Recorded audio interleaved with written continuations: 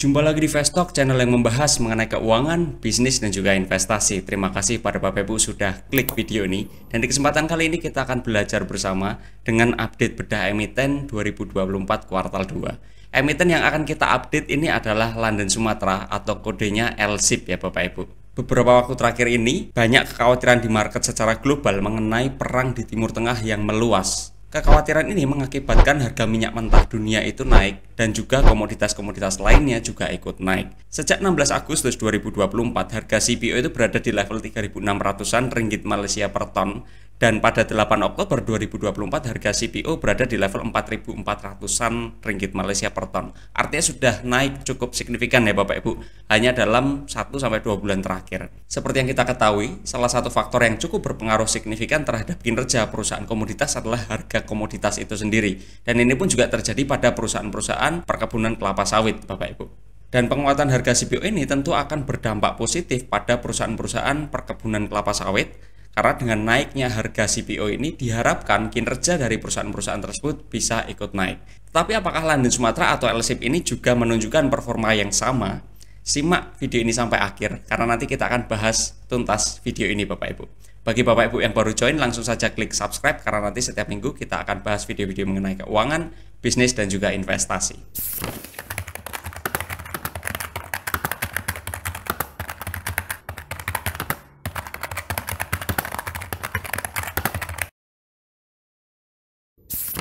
Tujuan dari video ini adalah untuk yang pertama kita mengupdate informasi mengenai strategi bisnisnya, yang kedua adalah update laporan keuangan, yang ketiga adalah update mengenai analisis kuantitatif, serta yang keempat adalah untuk kita mengetahui valuasi bisnis dari London Sumatra yang terbaru ya.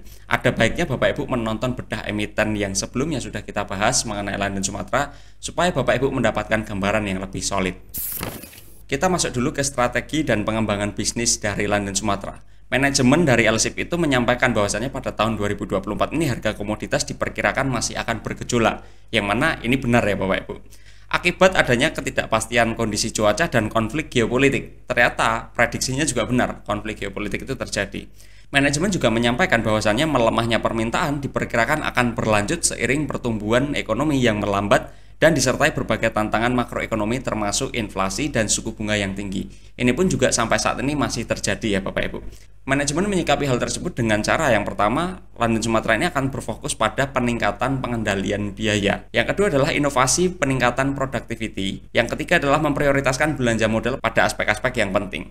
Dengan itu, upaya-upaya di samping ini akan didukung dengan optimalisasi tenaga kerja, memperkuat posisi keuangan, serta berlanjutnya inisiatif mekanisme dan teknologi informasi.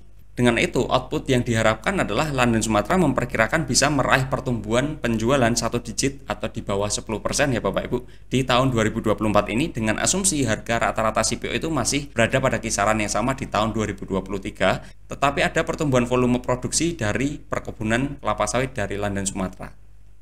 Kita masukkan neracanya pada kuartal 2 2024. Aset lancar ini memiliki posisi sekitar 45,96% dari total aset dan total aset tidak lancarnya sekitar 54,04%. Aset lancar paling dominan itu adalah kas dan juga setara kas, yaitu 4,8 triliun dari 6 triliun aset lancarnya Bapak Ibu.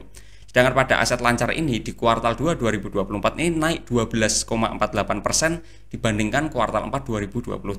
Sedangkan pada posisi aset tidak lancar ini didominasi oleh aset tetap yaitu sekitar 5,4 triliun dari 7,1 triliun terutama untuk tanaman produktif, dan aset tidak lancar ini turun tipis, turun sekitar 0,37% dibandingkan dengan kuartal 4 2023. Dan aset tidak lancar dari LSIP pada dasarnya punya pertumbuhan yang relatif tipis ya Bapak Ibu, hanya di kisaran 1,59% per tahunnya. Kita masukkan neraca di sisi yang satunya ya Bapak Ibu. Per kuartal 2 2024, utang jangka pendek ini punya porsi hanya sekitar 6,47% dari total asetnya. Utang jangka panjangnya punya porsi lebih kecil lagi yaitu hanya di 4,77% dan sisanya itu adalah ekuitas di sekitar 88,76%. Artinya komponen utangnya sebenarnya nggak signifikan ya. Utang jangka pendek ini didominasi oleh utang dividen yaitu sekitar 265 miliar dari 851 miliar utang jangka pendeknya. Dan utang jangka pendek ini tumbuh 50,81% jika dibandingkan dengan kuartal 4 2023. Dengan peningkatan yang tinggi pun porsinya masih tetap tidak signifikan. Sedangkan pada sisi utang jangka panjang ini didominasi oleh liabilitas imbalan kerja, itu sekitar 476 miliar dari 627 miliar utang jangka panjangnya. Dan utang jangka panjang ini tumbuh sekitar 4%, 4,18% tepatnya ya, dibandingkan dengan kuartal 4 2023. Ini pun juga peningkatannya tidak signifikan, porsinya pun juga tidak signifikan. Pertumbuhan dari ekuitas yang dimiliki oleh London Sumatera sejak 2013 ini sekitar 5,31% per tahun Bapak Ibu. Sedangkan ekuitas pada tahun ini di kuartal 2 2024 ini tumbuh sekitar 2,92% dibandingkan dengan kuartal 4 2023. Lalu selanjutnya kita masuk ke laba ruginya. Rata-rata pertumbuhan revenue yang dimiliki oleh LSIP sebetulnya hanya berfluktuasi saja, justru ada cenderung turun ya, yaitu sekitar minus 1,24% per tahun. Per kuartal 2 2024 kalau dibandingkan dengan periode yang sama di tahun lalu, revenue ini turun sekitar 4,40% Bapak Ibu.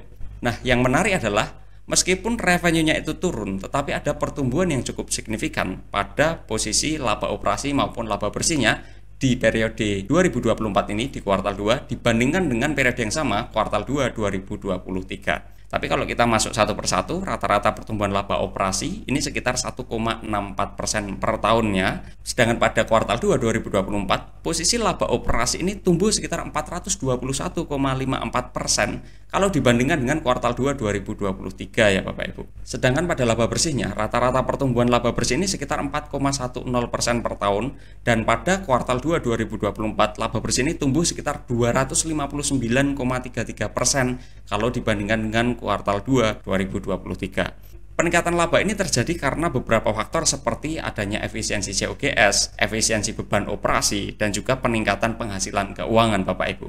Jadi dengan kata lain, walaupun revenue turun, tapi laba operasi dan juga laba bersih ini bisa tumbuh cukup signifikan dibandingkan periode yang sama di tahun lalu. Sedangkan kalau kita masuk ke revenue per segmennya, kontributor utama revenue itu masih pada segmen produk kelapa sawit Bapak Ibu, yang berwarna biru ya. Segmen ini kalau dibandingkan tahun lalu di periode yang sama, turun sekitar 5,49% Bapak Ibu. Sedangkan pada kontributor berikutnya yaitu adalah pada segmen karet, ini berwarna merah ya. Segmen ini juga turun sekitar 9,45% dibandingkan periode yang sama di tahun yang lalu. Pada kontribusi beban dan biaya, kontributor terbesar pada total beban dan biaya adalah pada beban pokok penjualan, terutama yang pertama adalah alokasi biaya tidak langsung, yang kedua adalah biaya panen, dan yang ketiga adalah biaya pemupukan serta pemeliharaan. Pada beban pokok penjualan atau COGS ini turun sekitar 22,95% dibandingkan periode yang sama di tahun lalu, dan penurunan yang cukup signifikan ini karena adanya efisiensi pada biaya pemupukan dan juga pemeliharaan, serta biaya pembelian TBS. Itu ada efisiensi atau penurunan yang cukup signifikan. Kontributor berikutnya pada total beban dan biaya ini adalah pada beban umum dan administrasi Bapak Ibu. Berikutnya kita masuk ke hasil segmen. Hasil segmen yang dimaksud ini adalah di bawah dari laba operasi ya Bapak Ibu. Kontributor utama dari hasil segmen ini adalah pada segmen produk kelapa sawit. Segmen ini mengalami peningkatan sekitar 145,39% dibandingkan periode yang sama di tahun lalu atau 2023 kuartal 2. Sedangkan pada ketiga segmen lainnya itu hanya segmen benih yang berkontribusi positif. Benih itu yang berwarna kuning. Dan segmen karet serta segmen lainnya justru memiliki kontribusi yang negatif terhadap total hasil segmen Bapak Ibu. Kalau kita masuk ke margin laba per segmennya sebetulnya sudah kelihatan ya. Tapi di sini kalau kita lihat dari gambar pun juga semakin jelas. Segmen produk kelapa sawit ini menjadi satu-satunya segmen yang memiliki margin positif dan cukup stabil. Ketiga segmen lainnya ini memiliki margin laba yang berfluktuasi dengan tingkat yang cukup tinggi ya Bapak Ibu. Margin laba pada segmen produk kelapa sawit pada 2024 yang kita satu tahunkan, kalau kita bandingkan dengan tahun 2023, ini marginnya naik dari 23,07% naik menjadi 30,83%. Sedangkan kalau kita masuk ke arus kasnya, arus kas operasi LSIP ini selalu bernilai positif dalam 11-12 tahun terakhir, tetapi secara relatif itu hanya berfluktuasi ya. Tidak ada peningkatan atau tren peningkatan yang cukup signifikan. Dan arus kas investasi menunjukkan bahwasannya London Sumatera ini rutin berinvestasi ke aset tetap, meskipun pada tingkat yang relatif moderat, terutama sejak 2016 ke atas, 2016, 17, 18, dan seterusnya sampai 2024, ini trennya ada penurunan investasi ya. Hal ini menunjukkan bahwasannya manajemen dari LSIP ini cukup berhati-hati dalam berinvestasi. Tadi pun terbukti juga posisi kasnya masih cukup tebal ya. Informasi tambahannya adalah LSIP ini rutin dalam membagikan dividen kepada pemegang sahamnya. Kita masuk ke rasio profitabilitasnya, ada operating profit margin, net profit margin, return on equity, dan juga return on asset. Tingkat profitabilitas LSIP ini relatif memiliki fluktuasi yang tinggi, tetapi selalu bernilai positif. Hal ini disebabkan ya karena sifat alami bisnis dari bidang perkebunan kelapa sawit ya, yaitu dipengaruhi secara signifikan oleh harga komoditas kelapa sawit. Dan rata-rata net profit margin dalam 11-12 tahun terakhir itu sekitar 17,88%. Pada tahun 2024 yang sekitar 1 tahun kan, itu sekitar 33,22%. Dibandingkan di tahun 2023 sekitar 18,19%. Artinya ada peningkatan net profit margin yang cukup signifikan. Sedangkan pada return on equity rata-ratanya sekitar 8,34%. Pada 2024 yang kita 1 tahun kan itu sekitar 10,25%. Kalau dibandingkan di tahun 2023 ini hanya sekitar 6,72%. Artinya ada peningkatan return on equity yang cukup signifikan juga ya Bapak Ibu. Walaupun masih pada level moderat hanya di level 10%-an. Kita masuk ke rasio aktivitasnya, ada days in inventory, days in receivable, dan juga days in payable. LSIP ini punya waktu sekitar 52-80 hari untuk mengubah persediaan menjadi penjualan, yang mana ini cukup bagus, tidak terlalu kebanyakan ya. Lalu LSIP memiliki piutang usaha dengan rata-rata penagihan menjadi kas itu sekitar 3-8 hari. Ya ini sebetulnya nggak terlalu signifikan ya Bapak Ibu. Dan LSIP memiliki waktu 25-28 hari untuk membayar utang usahanya. Dari sisi rasio likuiditas, sebetulnya kita bisa ketahui risiko dari rasio likuiditas LSIP itu selalu berada pada tingkat risiko yang rendah sejak 2013. Jadi sebetulnya rasio likuiditas ini kalau kita mau skip nggak masalah sih. Kita bisa ketahui pun dari gambar juga risikonya relatif rendah ya. Sedangkan pada rasio solvabilitas sebetulnya juga menunjukkan hal yang sama. Risiko dari rasio solvabilitas LSIP ini juga selalu berada pada tingkat risiko yang rendah sejak tahun 2013. Kita masuk ke dividen yield-nya. Pada penilaian dividen yield ini kita punya dua parameter yang sebetulnya itu terminologi kita sendiri ya, yaitu adalah dividen yield dan juga dividen yield aksen. Kalau dividen yield itu adalah kita mengukur tingkat dividen yang diperoleh kalau kita beli sahamnya di harga penutupan tahun tersebut. Rata-rata dividen yield punyanya LSIP itu sekitar 3,16% per tahun, ya cukup moderat lah ya.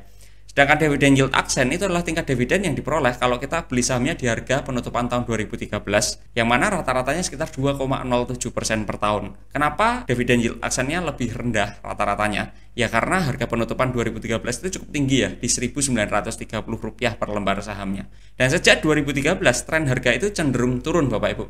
Padahal di satu sisi kalau kita lihat data-data sebelumnya, neraca tadi semakin solid dan sejak awal pun juga punya risiko yang rendah dari sisi neracanya. Dividen rutin dibagikan walaupun tingkatnya berfluktuasi ya.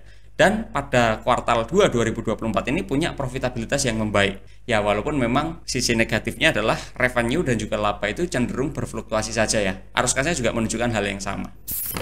Kita masuk ke valuasi ya Bapak Ibu. Kita hitung valuasi saham dari LSIP ini dengan dua metode, yaitu metode discounted cash flow dan yang kedua metode price brand ya.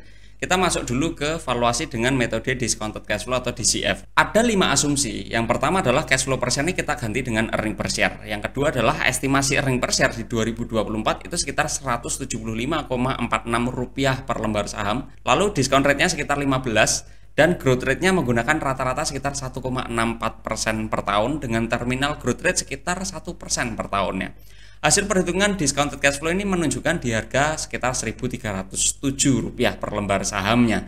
Itu harga valuasi dari discounted cash flow-nya.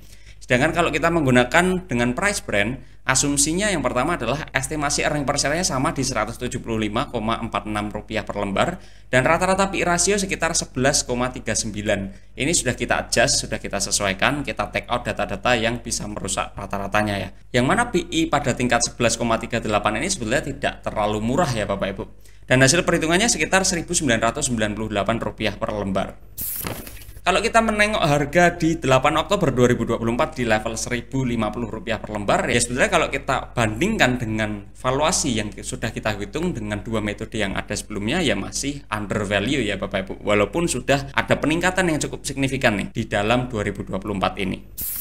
Kesimpulan dari diskusi kita mengenai update bedah emiten LSIP ini, yang pertama adalah per 2024 kuartal 2, LSIP ini punya neraca yang tetap solid ya Bapak Ibu. Yang kedua, laba operasi dan laba bersih itu tumbuh dibandingkan dengan kuartal 2 2023. Pertumbuhan ini karena adanya serangkaian faktor efisiensi pada operasi bisnis. Lalu berikutnya, arus kas dari LSIP ini tetap positif Dan poin berikutnya adalah dividen yang sudah dibagikan itu juga cukup menarik Bapak Ibu. Lalu kesimpulan yang sama pentingnya juga adalah di harga saat ini di 1050, kami rasa LSIP ini berada sedikit di bawah valuasi bisnisnya atau masih undervalued.